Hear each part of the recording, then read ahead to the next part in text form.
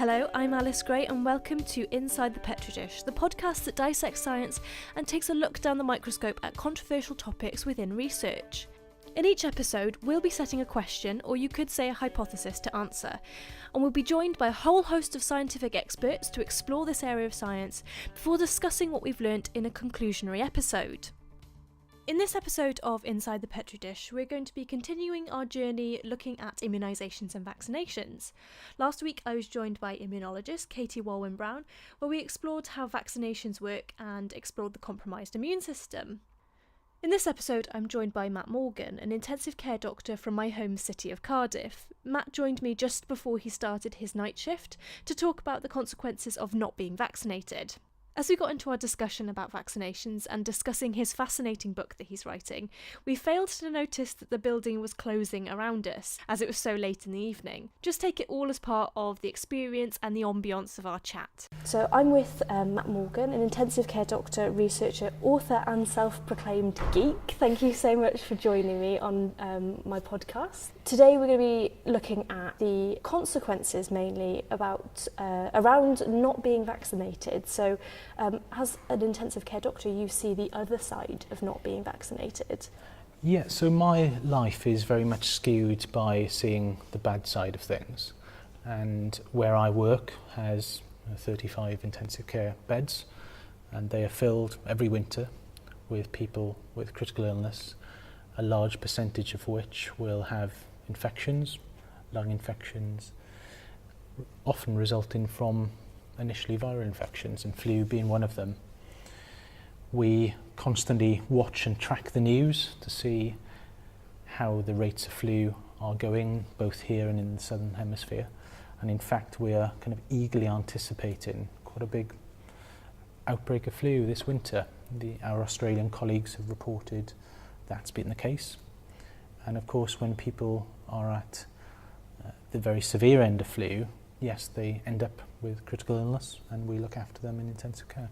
So I guess we are quite close to the concept of vaccination in intensive care, because our specialty started with a disease which is now pretty much eradicated from the world thanks to vaccination, and that was polio.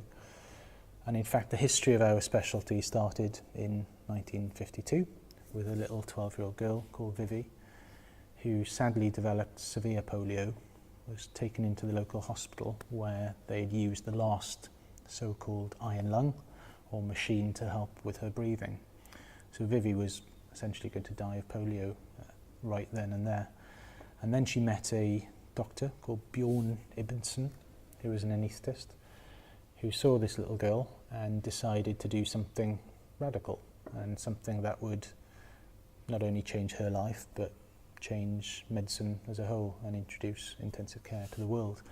He made a cut in her neck, attached her to a bag to ventilate her lungs, and then employed shifts of medical students to squeeze this bag day after day for weeks at a time, actually. And this little girl, Vivi, survived. She went home, she fell in love, and returned to a life, not a normal life, but a life.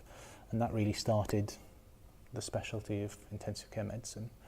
Sadly, she was readmitted some years later and died of respiratory infection, of pneumonia actually. I was very privileged to visit the very street that this happened in Copenhagen in recent months, as I'm writing a book at the minute about intensive care and how intensive care can sometimes save people's lives. I'm telling this story through cases of many patients I've met over the years. And I was lucky enough to see the original notes from Vivi from 1952, handwritten by this chap, Bjorn Ibbenson, who started the specialty actually. So for us, vaccination is not only something from history, but it's something that we see the effects of really every day. Something like a flu vaccination takes minutes to do. Me being asthmatic, I regularly have a flu vaccination just to help protect myself as well as my family members. I often think of, and I've said this in the previous podcast, I think of vaccinations as a form of community work, because you're investing in herd immunity, and for people who have compromised immune systems, that's really important. So who would be particularly vulnerable to flu infections? If you look at the statistics and the data, the groups we see with most severe illness are those exact groups who are offered the vaccine, and that's why, you know, there's science and logic behind this. So those who are elderly, those with chronic disease such as asthma and other respiratory diseases, those whose immune system's not working correctly, and also the very young children as well. And those are exactly the groups where vaccination is targeted at. And in terms of vaccination, you know, ultimately vaccines often work. You know, that's the bottom line. The data from large pandemics in the past have shown about a 60% response rate for a vaccine. So if you have been vaccinated, you know, you are over half as likely not to contract flu. And yes, in rare circumstances, that may avoid critical illness. Frankly, it may avoid dying in intensive care. But for the majority of us, it brings other benefits. It means your Christmas isn't ruined. It means your children's Christmas isn't ruined. It means you don't have to take time off work. It means you don't have 6 weeks of recovery and a chronic cough and being tired and missing things around winter time. So yes, there are huge benefits in terms of not dying, which is the ultimate. Yeah. But there's also lots of unrecorded benefits as well. And I think one of the things that people don't necessarily think about when they get vaccinated is it's not just for yourself, it's for the people around you. So I know a few case studies where people who haven't been vaccinated have gone on to visit their family members in chemotherapy wards and passed on measles to those patients, which has then led them to be incredibly ill because they don't have that immune system to fight off the measles infection that you're carrying, but you're luckily as a healthy individual don't happen to be suffering with. So this controversy around vaccines has been around since, you know, Edward Jenner created the smallpox vaccine. Why do you think that is?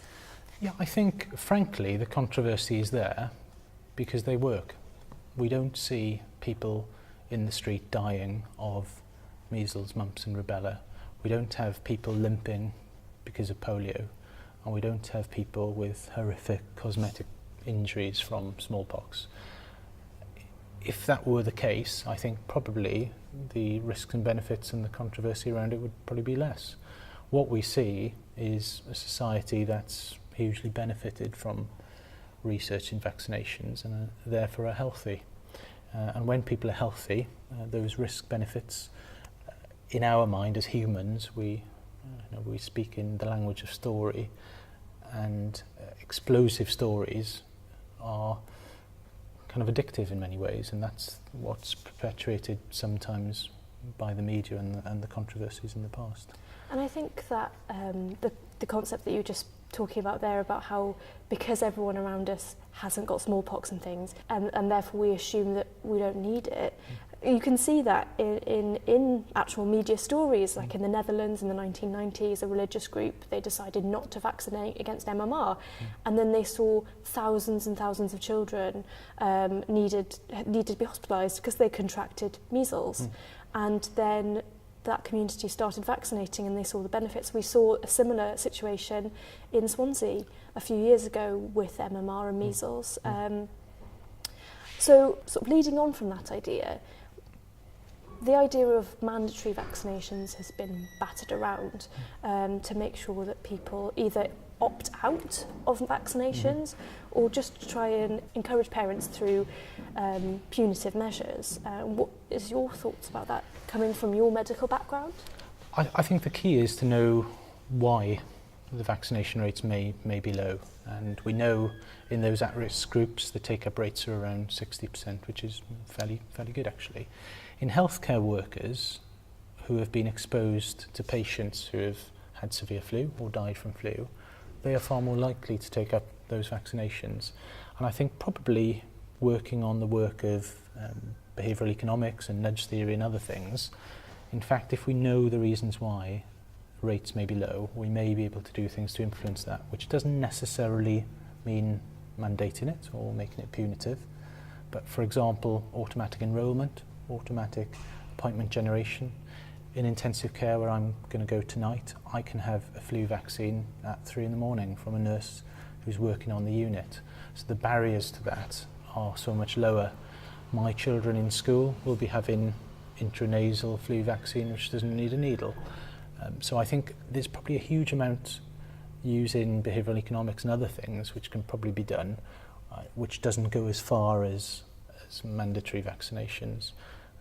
I'm not a huge fan of making healthcare something that's punitive, and using healthcare as a moral stance. Similarly, intensive care, we treat patients no matter what they are there for. And so I think for me, whilst you could have benefits to vaccinations, making it mandatory or punitive issues would be tricky. I think this is what we spoke about in the first episode of Inside the Petri Dish, where even though the idea of trying to encourage people to get vaccinations is very important, punitive measures seems harsh, and actually engagement is more important. But what I was thinking that you said was really interesting was this idea of nudge theory, which is obviously very popular after the recent sort of news. So the small things that we can do to just direct people in a healthy route, and as well as making people aware of the actual benefits of immunisations. And as your role as an intensive care doctor, you obviously see the other side of people contracting these illnesses, often which are vaccinatable. So there is clearly an argument for economic benefit of vaccinations as well. Can you explain that? Yeah, and you can look at that, I guess, on a society scale in terms of the costs of not being vaccinated, in terms of work costs, lost, sickness, caring for others. But I think in order to engage and to use behavioural economics and other things, you need to drill that down to the individual. You know, if you are not vaccinated, the chances of you having to take time off work, look after your children, miss Christmas parties, and as silly as that sounds, actually, that's what life is. That's what people care about, is living a healthy, good life. And so whilst the costs to the UK economy is a very important thing to look at, I think we need to drill that down into the costs to individuals. And knowing an efficiency rate of 60% in a flu vaccine, you are less likely to incur those costs if you have those vaccines. I think that's particularly relevant for those who don't benefit from a national healthcare system, those who may expect a bill when they're ill. Luckily for us, if we're poorly, we can go to the doctors and we can get antibiotics or have we have fairly good standards within the UK for sick leave, whereas in other countries they don't necessarily have that. So it's interesting on both a nationwide economic scale but also on a personal economic scale. If you haven't got good healthcare, if you haven't been vaccinated or had access to good vaccinations, you ultimately can't go to work and there's an economic disadvantage for yourself. I mean, there was stats saying that in America that routine vaccinations save over $40 billion per birth year just by regularly having the usual suspects for vaccinations. So not only is there an argument for economic benefit for the healthcare system, the economic environment of the country, but also your personal standing. And that's a really important thing to think about, is the actual people that are involved in this as well. And one thing we discussed in the last podcast as well is that people who don't vaccinate their children, they're not bad people, they're still trying to do the best for their children. And I think that's why engagement and awareness of what's in the vaccines is really important. Yeah. And you know, this has got a wealth of research behind it now, sadly, through bad research that sticks in people's minds more than the volumes and volumes of good research which says these vaccinations are safe, they've been used for decades, they're effective. I see every winter somebody dying of flu. I've never seen anybody critically ill because of vaccination, and so in my mind it's very obvious and it's very clear. And again, this drills down to finding out the reasons why. I suspect the reason vaccine uptake of this nature isn't 100% is more because of non-moral and non-scientific reasons, such as availability, time, simply getting it done. I suspect we're probably seeing a tip of the iceberg rather than everybody having strong moral/scientific dissent against them. They exist, of course, but I suspect the vast majority of people, that probably isn't the reason why they don't get vaccinated. I think also people underestimate the fear of needles. Yeah. It's a huge fear for some people, and they will actively avoid something that is good for them because of it. So something like a inhaler-based system, it's so much more friendly, and I don't think people realise that that can be available to them as well, especially with something like an inhaler that's, within 2 seconds you're done. Yeah, certainly. So my children have both been vaccinated through the intranasal live attenuated vaccine, which is standard now in the UK. It's essentially a squirt up the nose. It's painless, safe. It's more effective than the needle-based vaccine as well, actually. So I know there are moves to look at making this more widespread, and perhaps that will happen in time. And I think as the awareness for other kinds of vaccines is broadened, so vaccines that are being developed for cancer, diabetes, and other conditions that you may be genetically predisposed to, I think when people are aware that that is available to them, that could potentially decrease your chance of getting cancer. I think people will be really more invested in regularly getting vaccinated against these things. So finally, for our last bit of the podcast, I wanted to talk to you about your research, because I read on your blog about your PhD in artificial intelligence to tease out immune fingerprints. Can you tell us a little bit about that? Every day when we see people in intensive care with severe infection, we ask ourselves what's causing this. And classical means is we look for the bug that's causing it. So we take blood or sputum or urine and look for bugs. Sadly, the positive rate of those samples is quite low, and finding out the bug is really key to treating it effectively.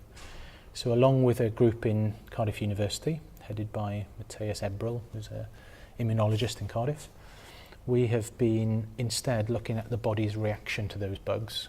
We've got 6 million years of evolution, and our immune system reacts hugely differently to different bug types. But rather than just use classical statistics to work that out, we've borrowed methods used in economics and other industries which use artificial intelligence, machine learning, to try to tease out those differences. And yeah, it was fascinating research. It's continuing today, and in fact we'll be starting a project again in intensive care in a few months, sampling people who are critically ill and trying to solve this really important puzzle. That's really interesting, and that neatly leads us on to the next episode of Inside the Petri Dish, where we're looking at the future of immunisations and immune treatments. So thank you so much, Matt, for joining me, and I'm looking forward to seeing the results of your study. Pleasure. Thanks, Alice. It was a great pleasure to have Matt on my podcast, and stay tuned for more as we explore this topic further in the next instalment and with another amazing guest. So until next time, see you later.